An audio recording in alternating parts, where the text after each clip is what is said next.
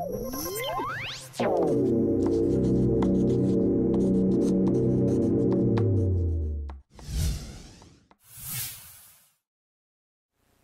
my name is Todd DeBoer. I'm the Director of Software Development at Future Designs, Inc.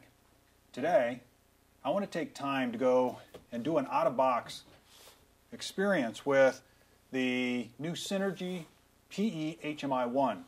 And we're blessed to get a hold of these kits because we're in the Synergy beta program. And with that, we figured as long as we had the kits, let's, take a minute and share them with you. All right. So what do we have? We have a wide VGA display, which is 800 by 480. What I'm going to do now is just take a look at the hardware itself. If I look at the hardware, what I'm going to do is go around this board. That way we can do it. So I'm going to start with the thing on the top is called an Ethernet connector. I know, everybody's like, really? It's called an Ethernet connector? But right below that, to the side, you'll see there's power over Ethernet. Not as common. So with power over Ethernet, see what other toys I have in the box. I have a universal power supply, and I break it out because it has a connector that has an Ethernet. And I can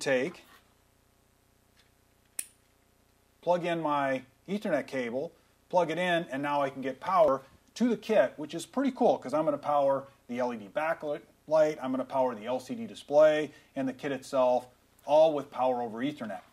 Next to that is USB high speed. So this is the 480 megabits per second, and I do know there's an application note that has been written to help you with the LAN patterns, with how to test it.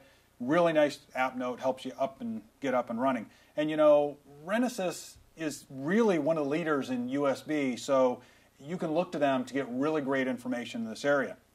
Next to that, this nice industrial connector is for their serial communications.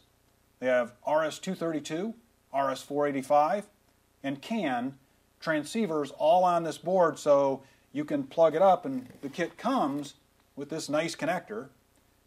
So you can plug in your cables and get it running right off the bat. Next to that is a full-speed USB. Next to that is a PMOD. So we have two PMODs on the board. PMOD stands for Peripheral Module. I believe a company called Digilent on the West Coast came up with this. It's a really ingenious idea. So this one is 6-pin, this one is 12-pin. One of these goes to SCI 7 and the other one to SCI 8. With that, they both can be configured to either provide SPI, Serial Peripheral Interface, I2C, or UART. So you get some nice communications. And the beauty of these peripheral modules, you can get one that has a radio or it has an accelerometer and plug it in and add that capability very easily to your platform. Below this is a Wi-Fi connector. What's great is it's Wi-Fi A, B, and G. If I'm going to do an IoT device, I want Wi-Fi. I don't want some older technology. I want to have a radio that allows me to easily connect to the house. And what's great on this particular kit is they use a Wi-Fi module. Therefore, you can take that module and easily put it into your design. You can get up and running. One of the themes for Renesas is how do we innovate, how do we accelerate, and how do we differentiate? And one of the ways to accelerate is to take these pre-made modules and to get them up into your system. And so Renesas provides the software, here's the hardware, they have the configuration for it, it gets you up and running quickly. Below that's a battery. The nice thing about this battery is it's not running the whole everything, the LCD, etc. The primary purpose is when you take the power away, you have a real-time clock inside of the Synergy Micro. Below that is Bluetooth. It supports both classic mode and BLE. It's a 4.0 module. Again, it comes supported by both a module manufacturer, a third party, and Renesas. So you can get up and running on Bluetooth Low Energy very, very quickly. And I happen to know that Renesas is working on some BLE apps. They have a company that they've hired to develop all of these, and they've been working on it for a considerable period of time. So as you go to the Developers Conference in October of 2015, you'll be able to see these Bluetooth Low Energy applications running on an iPhone, for example. and then communicating directly with the platform. Below that are two LEDs. You know, the classic LED is just controlled by an I/O pin. These have a couple of I/O pins because they're red, green, blue LEDs, which I really like, but sometimes I can't quite tell what color it is. It'll tell me it's whatever. So I really like turning LED on, LED off, but these are far more interesting, far more complex. Along the bottom again, what I'm going to show you is this is the speaker, and the speaker itself, you really need a pair of tweezers to come in here. I'm sorry, the microphone.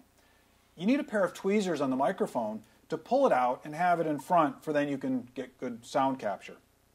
But it's nice, there's a little Velcro sticky behind there, and I can grab it and pull it off and put it back on. Then there's a connector to the speaker itself. That's very, very nice. Actually, it's a pretty good quality speaker. And then there's a 5-volt connector. I'm hoping that the next version of this kit has a 5-volt connector on the side. I just think that would make it easier.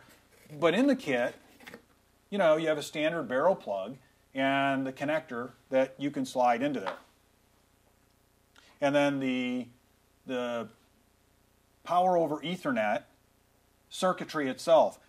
You know, you've got modules for Bluetooth Low Energy, you've got a module for Wi-Fi.